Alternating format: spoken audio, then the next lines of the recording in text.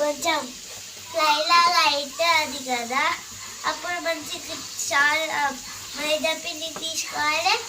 ఏం చెప్తాను, ఇది నా పాప చేస్తుంది చెంచు ఫ్రై అని. చాలా బాగుంటుంది.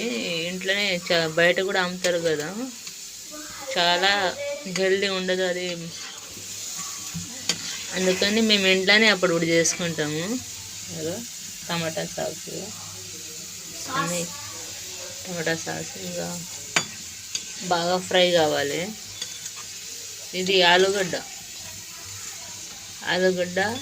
దాంట్లో పిండి, మైదా పిండి, కొంచెం ధనియాల పొడి, ఉప్పు, కారం అన్నీ కలిపి ఇట్లా పెట్టేసేయాలి అంతే. పసుపు కొంచెం.